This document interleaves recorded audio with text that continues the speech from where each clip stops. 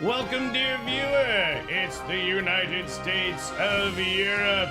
Yes, there's no daily show for the EU yet, so we're just making our own. This week's guest is Germán Simancas from the Podemos party in Spain, and it's me, your host, Greg Shapiro, the American Netherlander, as always, giving the EU the respect they deserve by making fun of them just like anyone else. Let us know if you're out there. Subscribe to the YouTube channel, Broadcast Amsterdam, or me, Greg Shapiro, if you will. And if you want to feedback, use the hashtag GSUSE and let us know you're out there. If you have questions as well that you'd like to ask one of our guests, we can do that retroactively as well. Let us know. This week our guest is German Germán Simancas. I know it's spelled German. He's not German, and let's get that right out of the way. So, Germán, am I saying that close enough? Yes. The representative in the Netherlands for Podemos in Spain. So, yeah, how are you doing? I'm fine. Good. I'm glad to be here with you. And I think the first question we might as well get out of the way is, how long have you been growing out your beard?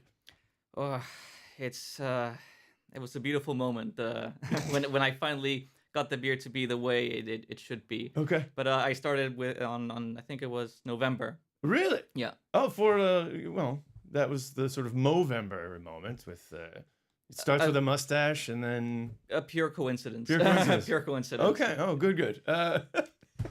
Well, we'll get back to more serious subjects in just a moment. But right now, let's check in with the news. And this week, the big news is quantitative easing in Europe. At long last, Mario Draghi and the European Central Bank have followed the proven strategy of printing money and buying EU bonds. It reminds me of the time-honored phrase, if the world ends, I want to be in the EU, because there everything happens 5 years too late. In reaction to the positive news on the European economy, the euro inexplicably sank to an international low on trading, in addition to the already negative interest rates in the EU. In fact, now, if you want to give money to your local bank and savings, you have to pay them to take it. But if you want to take out someone else's money, they'll pay you. The world upside down. After turning the bank rules upside down next, perhaps Mario Draghi can reveal who is actually giving him economic advice. Just in time for International Women's Day, Germany introduced a 30% quota for females in corporate German boardrooms. Angela Merkel insisted that with 70% males still in every boardroom, don't worry, the sausage party will continue. Former Facebook executive Sheryl Sandberg wrote an article in this week's New York Times showing that women as executives is not a zero-sum game. The article was accompanied by an ad for Ralph Lauren handbags because, of course, women say they want equality, but they're only really interested in shopping for fancy Ralph Lauren handbags. Thanks, New York Times, for that. Hillary Clinton celebrated International Women's Day by revealing that she broke all the rules when she was U.S. Secretary of State and kept all her emails secret and, in fact, ruined her chances for the White House in the eyes of many. President Obama said it's okay. He, in fact, endorsed Hillary Clinton by revealing that, there's no such thing as private email account. We were reading all of her private emails anyway. In what is being called a victory for net neutrality, the United States has announced that the internet will now be regulated as a utility comparable to water or electricity. Water and electricity, which charge you based on how much you use, which is kind of what we don't want internet providers to do. Still, Americans responded they were happy with the internet being considered as a utility, and if necessary, they would gladly give up their water or gas to keep their Netflix. Meanwhile, European providers again warned that net neutrality would result in lower quality and higher prices, such as in the Netherlands, the second country in the world, behind Chile, to adopt an open internet policy a few years ago. And as I live in the Netherlands, I suppose I could expect to pay some king's ransom to download some stupid video at agonizingly slow speeds. But as it turns out, while I was making this joke, I just spent 10 cents to download the entire 90-minute documentary about some Kardashian woman, which I won't even watch. I'm kidding. Actually, I'm going to download every episode of Black Mirror to watch on my iPhone screen. On my iPhone. Because as a Yank, I'm proud not to understand British irony. Now it's time for this week's good news, bad news. This week's topic, the EU Commission on Climate Change. The good news, the EU is on track to meet 2020 climate goals. The bad news, the EU is no longer on track to meet its 2050 goals. It's almost as if the previous management did their job, but the new guy has a different agenda. It's almost as if the new commissioner for climate change is from some right-wing big oil family. Yes, say hello to Miguel Arias Cañete. I've been looking for the right image to show of this guy, and I think, can we try the, there it is, yeah. Now, good news. Since Fukushima, Germany has sworn off nuclear energy in favor of clean energy. Bad news is, with no nuclear energy in the mix, German power plants are now resorting to burning extra coal, sometimes brown coal, to meet the country's energy needs, making Germany the only EU country not to meet its 2020 goals. Question is, how to interpret this bad news? Many headlines say this is proof that Angela Merkel's Energiewende is a failure. But can we trust the headlines? When the good news is Germany has much more ambitious goals for 2050, which they're much closer to reaching. According to the headlines, more bad news. Last week, the problem with wind energy. Wind turbines are overloading the grid by creating too much clean energy. More bad news, the problem with solar energy. This week, it's solar power that's overloading the energy grid by creating too much clean energy. So maybe the problem isn't creating clean energy. The problem is what to do with it, how to report on it. With big oil leaders in the EU, who is going to get the real story out there? And meanwhile, here's what you didn't read in the paper. Australia just introduced the world's first power station based on wave energy, even under the famously climate change denying Tony Abbott. They had to do it really under his nose. Paris, moving away from nuclear to heat itself using geothermal. Salt water into fresh water creates blue energy, which could meet 50% of the world's energy needs. Public garbage is being composted to provide enough methane to power a fleet of garbage trucks. And in 2015, it's 2015, the year that Back to the Future predicted we'd all have flying cars. Well, they didn't get that right, but they might be right about a car that can run on garbage, or at least methane. And if you think that sounded like some hippie tree-hugging wet dream, just wait. Our guest this week is from, it's from Spain's new party shaking things up. They're from Podemos, which is known by some to be a left party. However, the main thing is they're creating a third way, if you will, and really shaking things up in the Spanish world of Spanish politics.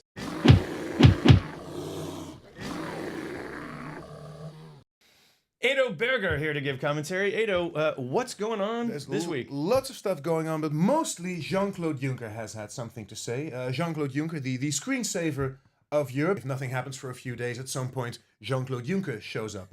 And he has called for the founding of a European army. Yes, a European army. And why? Because, as he says, we have to show that we believe in our own values. In this case, those values would probably be cost effectiveness, but and who do we have to show those values to? Russia, of course. Russia! Those damn vodka drinking, never surrender monkeys.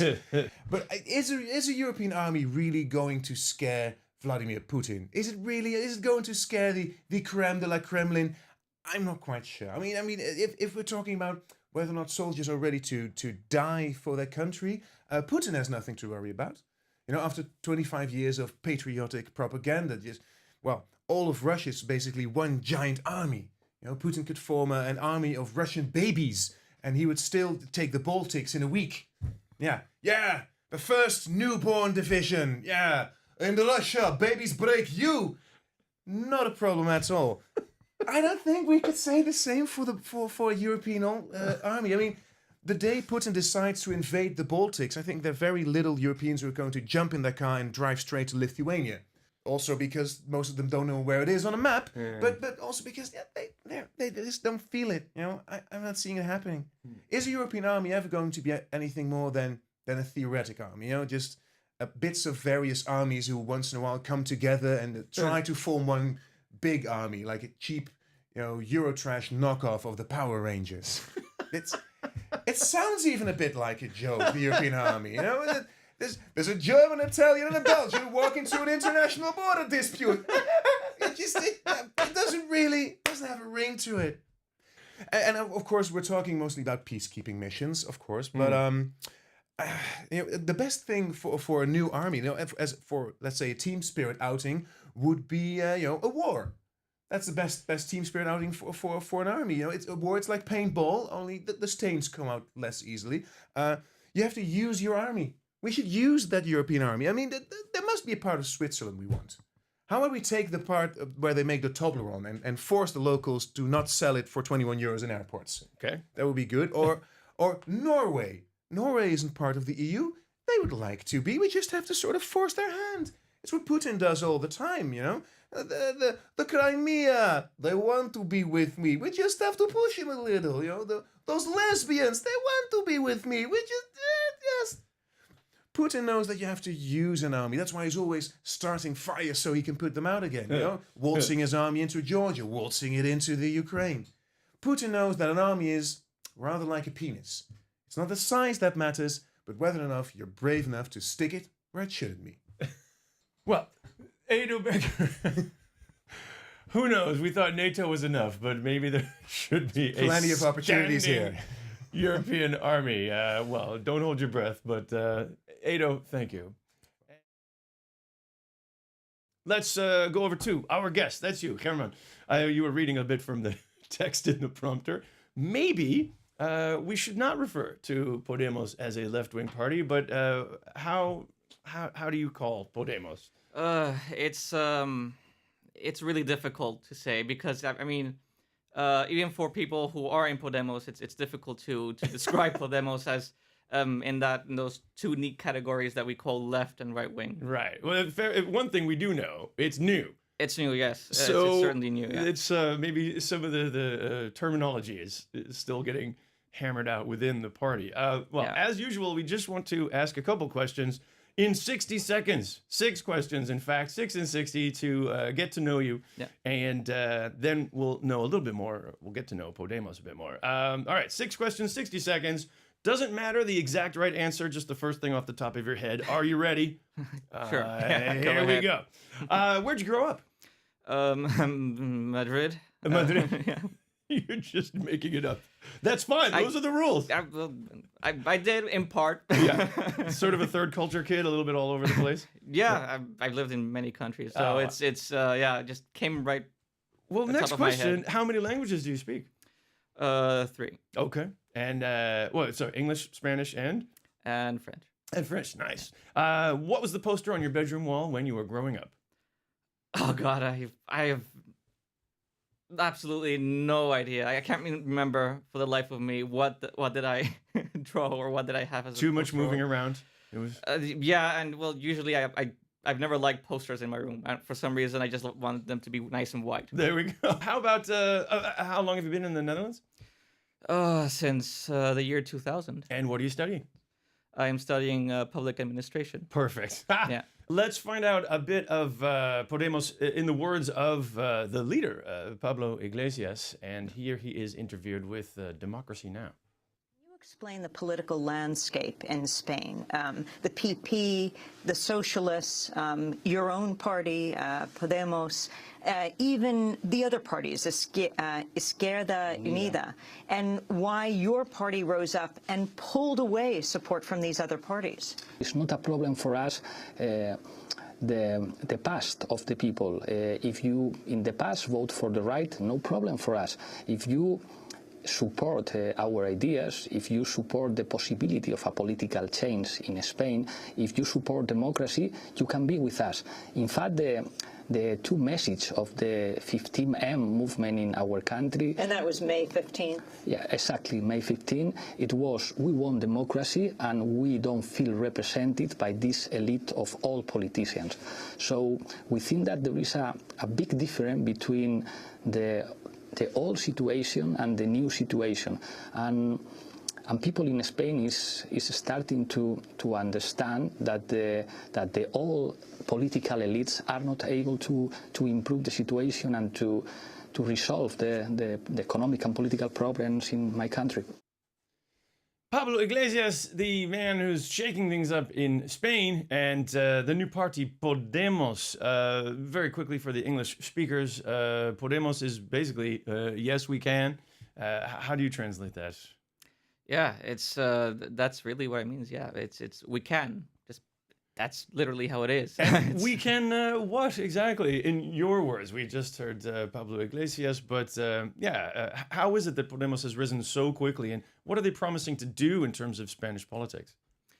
Well, Podemos has many proposals, ranging from economic to social issues, including issues of equality, gender equality, social services, that sort of thing. Okay. In terms of a very general thing, if you want me to use kind of Pablo's words, that Podemos sort of offers a new way of doing things that is very much unlike a traditional party. Pablo Iglesias went to visit Alex Tsipras, for example. So a lot of comparisons being made between Syriza and Podemos. Is that fair or is that useful? You could say it's both. It's useful on the one hand because Syriza is pretty much considered to be a sort of a brother or sister party. Mm-hmm. And both of our parties are pretty much in very, very friendly terms. Okay. On the other hand, we also make a very clear distinction that Spain and Greece are not the same country, but we don't have we share many of the same problems, but there are very clear differences. Let's also go back to the relationship to Europe that you mentioned. I mean, Syriza and Greece, the new government, have a sort of adversarial relationship to Europe, but Podemos already has experience on the European stage. So what, even with the Podemos members in the European Parliament, would you call them Eurosceptic? Part of the Eurosceptic camp in European Parliament? We are in favor of something like the European Union, and we want the European Union to exist. Mm. And I would even say that many of us are in favor of a federal European Union. Okay. But of course, what we criticize is how the European Union is right now. Yeah. How it is, how the situation, its institutions, its policies. That is what we criticize. We criticize the way that the European Union handles, for example, the current situation with Greece. Would Podemos, or what would you recommend then that the EU could do differently with Syriza right now? Well, mostly the... It's not a fair question, I know. But I'm just curious. No, well, I would say, okay, right now the European Union is pretty much led by Germany. Germany is the economic engine of the European Union. Right now, the European Union is sort of, you could say, directed, or its objectives, its goals are very much influenced by what Germany wants. In a way, Germany sees that the interests of the European Union and its own national interests are very much aligned. Okay. And that's not a coincidence. Right. Are you looking at Syriza as well? And the compromises that Tsipras is having to make when placed in power? Syriza had to negotiate. So this was something that even before they were elected, Podemos has said publicly that that Syriza would have to negotiate. But that's the thing. The difference between the Syriza government and the previous government is that Syriza had the courage to actually go to the EU, to the European Commission, to talk with the other finance ministers, and to actually say, okay, this is what we think is what should happen. This is what we propose. Yeah. And like in any negotiation, you have to give something to get something. The American living in Barcelona asks if the Justice Department is to be if there's a Podemos Justice Department, can you please speed up the corruption trials and make sure that that is I would love to for trials in general for especially against corrupt public servants and representatives too. I would love to speed it up so that it would last only a day. But that's the thing is of course the justice system as it is right now is very slow, and there's a great deal of backlog in terms of cases and so on. So right, so I mean, trials are the whole process. You could say the whole judicial process of a case tends to be very slow. Okay. And it's an unfortunate problem that Spain has had for a very long time. Well, maybe they need some more workers in the Justice Department and the justice system. Yes, in fact, yes. there's a big unemployment problem as well. Would Yes. the government grow under a Podemos administration? Well, among the proposals that Podemos has suggested is that, yes, we should have more public workers, especially in relation to hiring more people for the tax office. Mm-hmm. And yes, for judicial matters, have more judges, have more personnel, have more staff. Hiring, especially, and that's how to do it. Right, okay. right. That is the only way to do it, really. So, Germán Simancas, if we want to know more about Podemos, where do we go? Very simple. You can go to the website, podemos.info. Okay. You can, there's a great deal of information there, including... In many languages? It's in Spanish right now. Okay. Hopefully it will be in English Okay. at some point. But if you know Spanish, you can go there. What happens check it when out. Podemos wins? Do you have a position? What happens? Just, I don't know, first party hard and... Good. And then you'll still be the Dutch representative, I guess. Yes, if I continue living here, then yeah, sure. Good. I'll stay in Podemos. I'll work in Podemos here in the Netherlands. Well, thank you. Excellent. Well, thanks for joining us. And next week, we actually have a professor from the University of Amsterdam talking about some of the human rights issues and perhaps some of these lefty student strikers and what's going on with that with the European implications. So tune in next week. Thank you to our guest from Podemos. And may I say, success. Good luck shaking things up in in Spain and in Hopefully. the European Hopefully we will. platform. We'll see you next week.